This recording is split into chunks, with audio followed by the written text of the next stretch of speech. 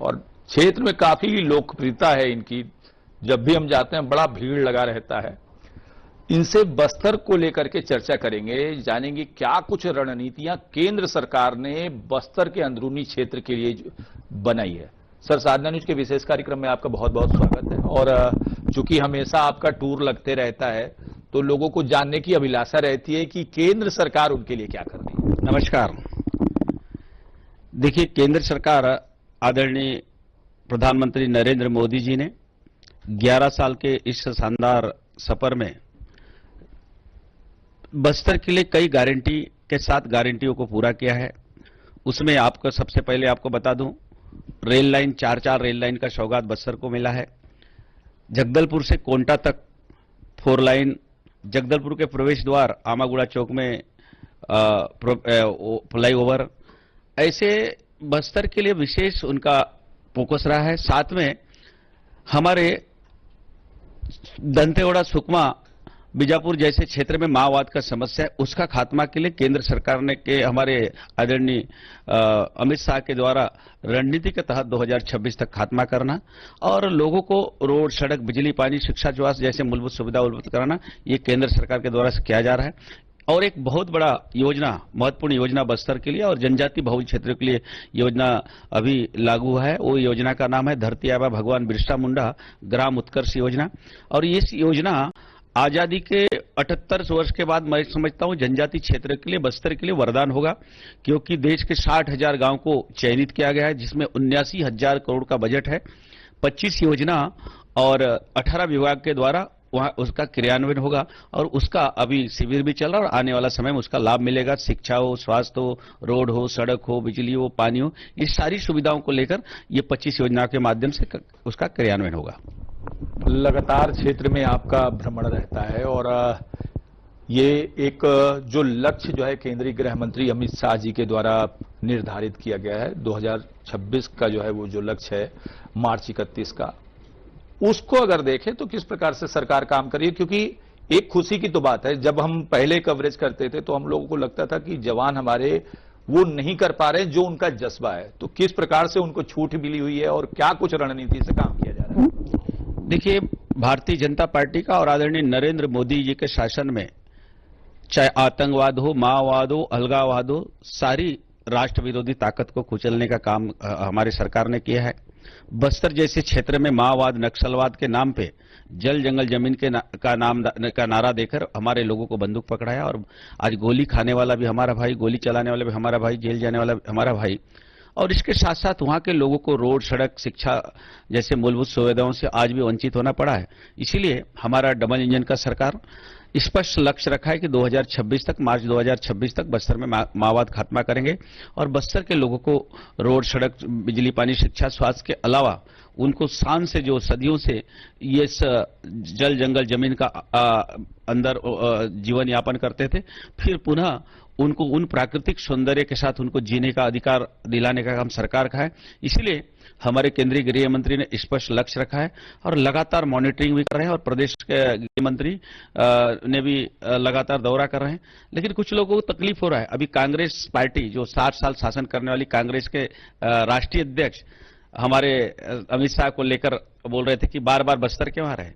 मतलब कांग्रेस के लोग पूरा देश को लूटेंगे और वहां जाएंगे। हमारे लोग अगर कोई आदिवासी के लिए या दलित के लिए, गरीब के लिए कुछ काम करेंगे तो उनको तकलीफ होगा, क्योंकि आज वो राजनीति, आदिवासी राजनीति भी करने लगे। ये इनके पेट में अब दर्द हो रहा है कि अब हमारे यहाँ से आदिवासी भी दूर हो गए, जनजाति भी दूर हो गए और बस्तर जैसा क्षेत्र, छत्तीसगढ़ का क्षेत्र उनके हाथ से निकल रहा है। ये हमारा सरकार सबका साथ सबका विकास के नारा के साथ आज काम कर रही है। मुझे लगता है जब बार बार बस्तर का नाम आता है तो बस्तर की खूबसूरती मुझे याद आने लगती है। और मैं आपको बता दूं साहब, ये नक्सलवाद की वजह से ना आप बस्तर की खूबसूरती को नहीं देख पा रहे होंगे। अब ये बस्तर से जब नक्सल का दायरा सिमटते हुए बिल्कुल नाम मात्र पे आ गया है, आने वाले समय में बस्तर में और बस्तर की खूबसूरती को थोड़ा सा सर, बस्तर में पर्यटन को लेकर के क्या कुछ किया जा रहा है। देखिए, बस्तर जल, जंगल, जमीन, खनिज संपदाओं से भरा बस्तर है। वही बस्तर है, यहाँ चित्रकूट जो है भारत का नियाग्रा कहा जाता है। वह यहाँ तीरथगढ़ भी है, कोटमसर गुफा भी है और विश्व पर्यटक स्थल में 20वें नंबर में आज दुड़माराज का नाम भी चयनित हुआ है। यहाँ हमारे कांगेर घाटी राष्ट्रीय उद्यान विश्व धरोहर की श्रेणी में सम्मिलित हो गया है। यहाँ डोलकाल का गणेश जी का प्रतिमा है, बारसूल में गणेश जी का प्रतिमा है, आराध्य माई दंतेश्वरी का धरा है। ये जल जंगल जमीन खनिज संपदाओं से भरा बस्तर है।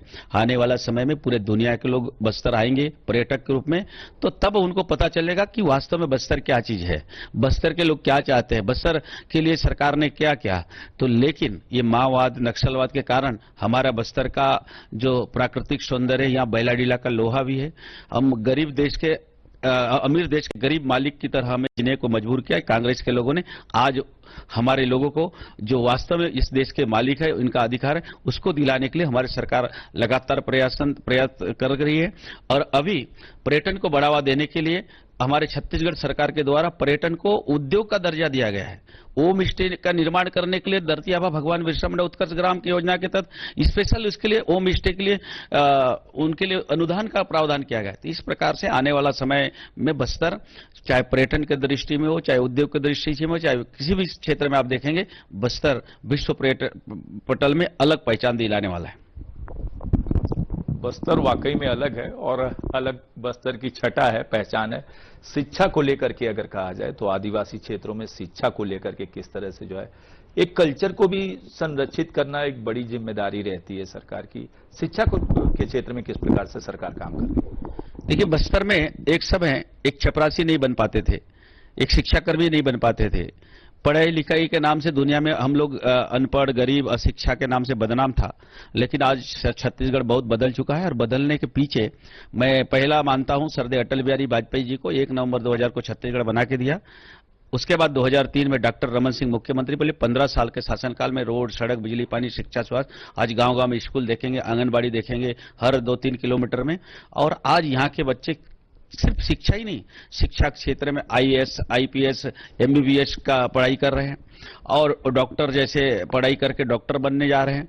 तो इस प्रकार से खेल के क्षेत्र में आप देखेंगे हमारे यहाँ के बच्चे राष्ट्रीय अंतर्राष्ट्रीय स्तर में अपना प्रतिभा का लोहा मना रहे हैं। अभी दंतेवाड़ा के बच्चे घुड़सवारी में कांस्य पदक जीत के आए हैं। हमारा नारायणपुर के मलकम जैसे खेल में विश्व के लोगों के सामने आश्चर्य अचंभित करने वाला कारनामा करके दिखाया है। इस प्रकार से बस्तर सभी तरीके से बदल रहा है। स्वास्थ्य की बात करूं, दंतेवाड़ा क्षेत्र में आज मेडिकल कॉलेज खुलने जा रहा है। तो इस प्रकार से शिक्षा क्षेत्र में भी बस्तर बहुत बदल रहा है। और आज चाहे यहाँ बस हमारा एजुकेशन अब कई जगह जैसे नारायण अपना दंतेवाड़ा में एजुकेशन अब बना है, उसके बाद केल एकेडमी बन रहा है, तो उसके लिए स्कूल बन रहा है, आंगनबाड़ी बन रहा है। तो इस प्रकार सरकार शिक्षा को प्राथमिकता देते हुए शिक्षा को बढ़ावा देने के लिए सभी प्रकार का कार्य अभी हमारे सरकार के द्वारा किया जा रहा है। एक बड़ा ज्वलंत मुद्दा हमेशा बस्तर में देखने को मिलता है और आपकी भी अगर बात कहें तो आपने बहुत स्तर तक संस्कृति को बचाने के लिए जो है आप हमेशा से सक्रिय रहे। कुछ धर्मांतरण को लेकर के इशू बना रहता है, आप उस पे हमेशा मुखर आवाज करके जो है बोलते हैं। हालांकि हमारा जो देश है वो स्वतंत्र धर्म को मानने वाला देश है। ऐसे स्थिति में क्या आपको नहीं लगता है कि ये स्वतंत्रता का लोग फायदा भी उठाते होंगे? देखिए, भारत स्वतंत्र धर्मनिरपेक्ष राष्ट्र जरूर है, लेकिन सभी धर्मों को आदर करना, सभी धर्मों को सम्मान देना भी सभी का दायित्व बनता है। इसका मतलब स्वतंत्र धर्मनिरपेक्ष राष्ट्र, इसका मतलब किसी भी धर्म को पैसे से सेवा के नाम पे शिक्षा के नाम से बदल दोगे। और हमारा देश का आत्मा अपना संस्कृति परंपरा है। और बस्तर खासकर जब मुगलों का शासन रहा, 800 वर्ष अंग्रेजों का शासन रहा, तब हमारे पूर्वजों ने अपने पराक्रम में अपने बुद्धिमत्ता के साथ हमारी संस्कृति परंपरा को संजोए रखा, संस्कृति को संभाले रखा। लेकिन दुर्भाग्य से आजाद भारत में हमारे लोगों को हमारी धर्म, हमारी संस्कृति, हमारी परंपरा के साथ खिलवाड़ किया जा रहा है। ये कोई महेश कश्यप का मुद्दा नहीं है, ये संसद सांसद का विषय नहीं है, भारतीय जनता पार्टी का विषय नहीं है। बस्तर के हर समाज का मुद्दा है, क्योंकि किसी भी समाज को अगर खत्म करना है तो उसका संस्कृति, परंपरा, रीति रिवाज, परंपरा, पूजा पाठ खत्म कर दो, समाज ही खत्म हो जाएगा। किसी देश को खत्म करना है, उस देश का संस्कृति, परंपरा, रीति रिवाज खत्म हो जाएगा। इसीलिए अपना संस्कृति, अपनी परंपरा, अपनी पहचान को बनाए रखना हम सबका जवाबदारी है। इसीलिए बस्तर के लोग सोपुर्द अपने आप सामने आ रहे हैं और ग्राम सभा के माध्यम से इस प्रकार के जो सेवा, शिक्षा, स्वास्थ्य के आड़ में जो हमारी संस्कृति, परंपरा से खिलवाड़ कर रहे हैं, उनके साथ आमना सामना कर रहे हैं और उसको संरक्षित करने के लिए आगे हैं। ये महेश कश्यप का विषय नहीं है, बीजेपी का विषय नहीं है, सांसद का विषय नहीं है, ये सभी बस्तरवासियों का मुद्दा है। इसलिए आपको देखने को मिला, आज देखने को मिलेगा गांव-गांव में लोग अपनी संस्कृति को रक्षा के लिए आगे आ रहे हैं।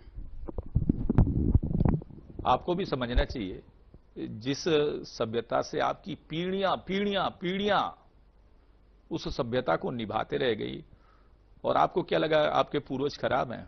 नहीं है। और वाकई में सांसद जी ने बहुत अच्छा बात कहा कि ये एक यानी राजनीति प्रश्न नहीं है, ये स्वयं की संस्कृति का प्रश्न है। सर, और कुछ संवाद लूंगा, नक्सल पे ही वो मेरा संवाद रहेगा। अभी हम लोगों ने नक्सल पे चर्चा भी की। नक्सलवाद मन से मिटाने के लिए, क्योंकि देखिए मुठभेड़ें हो रही हैं, हमारे जवान का हौसला बुलंद है। पहले हम लोग देखते थे कि हमारे जवानों को नुकसान होता था, अब हमारे जवान जो है हावी हो रहे हैं। बड़ा छोटा सा दायरा अब नक्सल का बस्तर में बचा हुआ है। क्या लगता है कि लोगों के मन से भी नक्सल मिटाने में सरकार कामयाब हो पा रही है? देखिए, सशस्त्र नक्सलियों से हमारे जवान लगातार डट के लड़ाई लड़ रहे हैं, लगातार ऑपरेशन हो रहा है, बड़े बड़े नक्सली लीडरों को मारे हैं। हाँ, रही बात एक वैचारिक नक्सलवाद, अर्बन नक्सलवाद जैसे विचारधारा, लेकिन एक चीज आपको बता दूं, यही नक्सलवाद का संरक्षण करने वाले लोग बार बार अपील करते थे, बार बार बयान देते थे कि फर्जी मुठभेड़, निर्दोष लोगों को ऊपर कार्रवाई, लेकिन आज वो लोग गायब हो गए, अंडरग्राउंड हो गए।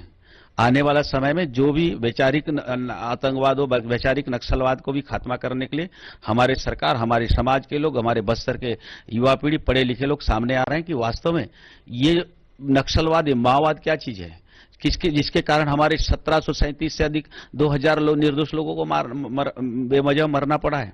1500 से अधिक हमारे सुरक्षाकर्मी मारे गए, और ये लोग हमको बताते हैं जल जंगल जमीन का अधिकार दिलाने हैं। इसलिए जो सशस्त्र नक्सलवाद को हमारे जवानों के द्वारा लगातार मुंहतोड़ जवाब दे रहे हैं और बड़े बड़े नक्सली लीडर को मारे अभी तक मौत के घाट उतारे हैं, चाहे बसव राजू हो या और भी, बाकी सब अंडरग्राउंड है। और जो उनको संरक्षण देते थे, एक समय फर्जी मुठभेड़ का बात करते थे, एक समय उनका संरक्षण में खड़े होते, तो वो आज अंडरग्राउंड हो गए। ऐसे लोगों का भी चिन्हांकित हुआ है, आने वाला समय में उसके साथ भी उसी तरीके से उनका हिसाब होगा। हम लोग जब कवरेज करने जाते हैं तो एक सवाल बड़ा गूंजता है, और मैंने कहा कि आपसे संवाद हो रहा है तो मैं सवाल ये पूछ लूं। पहले बड़ा धरना विरोध का देखने को मिलता था, महीने महीने लोग जो है धरने में, सिलगेर में भी मैंने देखा, और कई सारे गांव में हम स्वयं भी ग्राउंड पे गए, कवरेज किए। ये सरकार बदलने के बाद में ये धरना वगैरह कौन सी जादू चली? देखिए, कहीं ना कहीं ये सब के पीछे कहीं ना कहीं एक राजनीतिक षड्यंत्र है, राजनीतिक संरक्षण रहा है। और ये लोग जल जंगल जमीन का नारा देके आए हैं। भाई, जल जंगल जमीन को अंग्रेजों और मुगलों से हमारे पूर्वजों ने बचा के रखा। उस समय हमारे पास संविधान नहीं था, पुलिस नहीं थी, सुरक्षा नहीं था, फिर भी हमने बचा के रखा। इनका जरूरत नहीं है। आज हमारे पास पुलिस है, सरकार है, चुने हुए जनप्रतिनिधि है। इसीलिए आज जो धरना देने वाले लोग, जल जंगल जमीन को बचाने वाले लोग आज गायब हो गए, क्योंकि उनको पता चल गया कि वास्तव में ये सरकार का क्या मंशा है। और वो लोग अंडरग्राउंड रह के अर्बन नक्सल के रूप में अंदर से सपोर्ट करते थे, आज वो भी नहीं बचने वाले। इसीलिए आज धरने देने वाले भी गायब हो गए, उनको प्रोटेक्शन करने वाले भी गायब हो गए, उनके पीछे खड़े होने वाले भी आज मौन साध के अंडरग्राउंड हो गए हैं। और ये सोच रहे होंगे कि हमको कोई नहीं देख रहा है। आज सरकार का हमारा त्रिनेत्र खुल गया है, और उनको भी हमारा सरकार नजर रखी है कौन कौन लोग हैं, जरूरत पड़ेगा तो उनके भी हिसाब किताब होने वाला है। सड़कों पे विशेष आस्था जो है बस्तर को है, और चूंकि आपसे संवाद हो रहा है तो मैं सड़कों के बारे में भी जानना चाहूंगा। बस्तर को क्या कुछ सड़कों के बारे में, बड़ी सड़कें जो बस्तर में मिल रही हो? देखिए, अभी जगदलपुर बस्तर का जो कनेक्टिविटी हमारा जो है हमारा राजधानी रायपुर से एकमात्र हमारा राह है। तो आज आज हमारा रायपुर रोड केशकाल मार्ग को भी आज 4 लाइन का और बाईपास मिल गया है, स्वीकृति हो गया है। जगदलपुर से कोंटा तक 4 लाइन का स्वीकृति हो गया है। जगदलपुर के प्रवेश द्वार फ्लाईओवर स्वीकृति हो गया है। और पीएमजेएसवाई प्रधानमंत्री सड़क योजना जो हमारे अटल जी ने शुरुआत किया था, और बस्तर को एक समय काला पानी का सजा माना जाता था। एक भी दामर सड़क हाईवे नेशनल को रोड को छोड़ के नहीं था, एक भी सीसी रोड नहीं था। अटल जी ने पीएमजेएसवाई रोड का योजना का लॉन्च किया। आज गांव-गांव में दामर सड़क देखने को मिलेगा। और फेज 1, फेज 2, फेज 3 के तहत जितना गांव उसके दायरे में पूरा हो गया। फेज 4 का अभी सर्वे हो चुका है। लगभग 912 पीएमजेएसवाई रोड का अभी सर्वे हो गया है, और आने वाला समय में उस 912 जो रोड है उसका भी निर्माण होगा। और ऐसा कोई भी क्षेत्र रोड कनेक्टिविटी से नहीं बचेगा। और हमारी सरकार के द्वारा नियत नीलानार जैसी योजनाओं के माध्यम से अभी भी अंदरूनी क्षेत्र में जहां माओवाद का प्रकोप था, कभी लोग जा नहीं सकते थे, वहां भी हमारा कैंप खुल गया है। वहां नियत नीलानार के माध्यम से आंगनबाड़ी, स्कूल और कई मोबाइल कनेक्टिविटी बढ़ रहा है। वहां के लोगों को आधार कार्ड अभी तक नहीं था, उन लोग को आज इस देश के नागरिक के रूप में पहचान ही नहीं हुआ था, आज वो सब होने जा रहा है। तो इस प्रकार से रोड कनेक्टिविटी का बहुत जरूरी है। और इसके साथ साथ जितने भी आप बड़े पुल पुलियों की बात करें, इंद्रावती में हो या अन्य छोटी नदियां में जो पुल पुलिया का निर्माण हो रहा है, यह हमारी सरकार के द्वारा आगे भी हमको मिलेगा। साथ में मैंने हमारे दूरसंचार मंत्री माननीय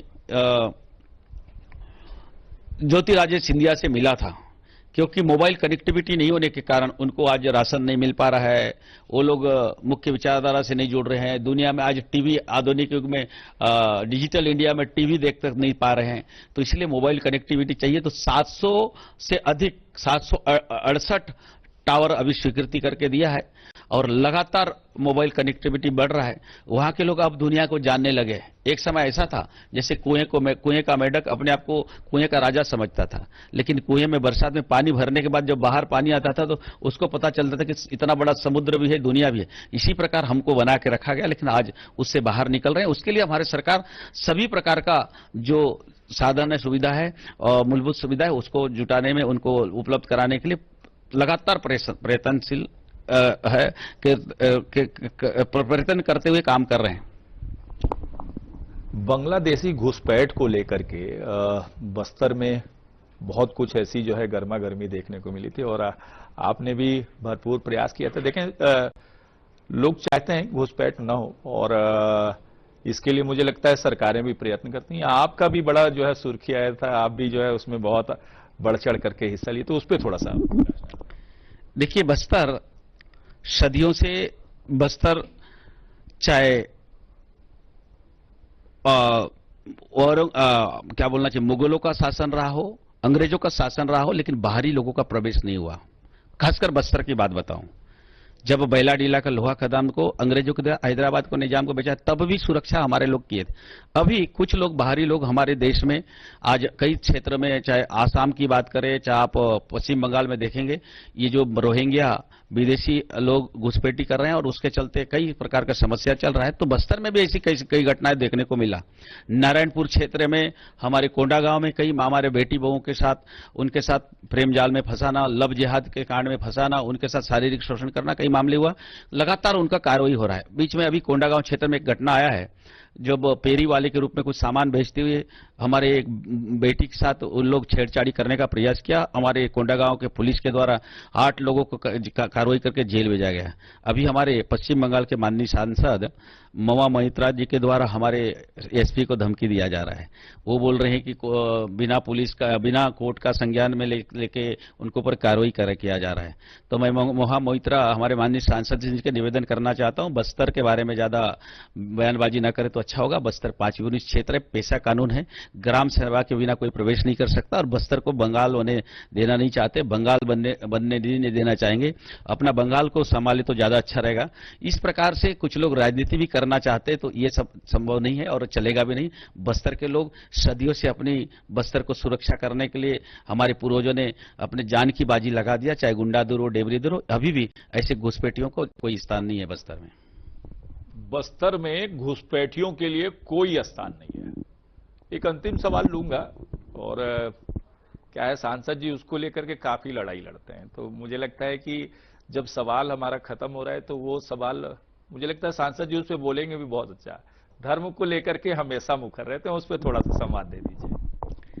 देखिए, धर्म व्यक्ति का धन दौलत ताकत सत्ता से व्यक्ति तब तक उसको बस में अपना बस में रख सकता है, सत्ता रहेगा तो सत्ता के बस में रख सकता है, पैसा रहेगा तो पैसा के बस ताकत। लेकिन एक धर्म, हमारी सनातन परंपरा, हमारी संस्कृति, ये सदियों तक समाज को जोड़ के रखने वाली है। हमारे यहाँ अभी आपने देखा होगा कुंभ मेला का आयोजन किया गया, जिसमें 65 करोड़ से अधिक लोग वहां उपस्थित हुए। दुनिया में उससे छोटा छोटा देश, अमेरिका जैसा देश, वहां का जनसंख्या 33 करोड़ है। वहां तेलुगु भी गया था, तमिल भी गया था, मलयालम भी गया था, भतरी बोलने वाला भी गया था। किसी ने नहीं पूछा कौन सा जाति के हो, कौन सा भाषा बोलने वाले हो, कौन सा धर्म को। ये भारत का पहचान है, हमारे सनातन परंपरा को पहचान है। और अपना संस्कृति, अपनी परंपरा को बचाए रखना हम सबका जवाबदारी है। और हमारे पूर्वजों ने यही किया, अंग्रेजों से, मुगलों से लड़ाई लड़के अपना संस्कृति को बचाए, तो वो जवाबदारी हमारा भी है। हम सांसद के रूप में, इस देश के नागरिक के रूप में, बस्तर के बेटे के रूप में, हमारी संस्कृति, हमारी धर्म, अपनी पहचान को बचाए रखना हमारा दायित्व है, हम सबको करना चाहिए। तो आपने सुना बस्तर सांसद जी को, बड़ा ऊर्जावान इनका जो है शब्द शैली भी है और लगातार बस्तर के कई सारे विषयों पे हमारी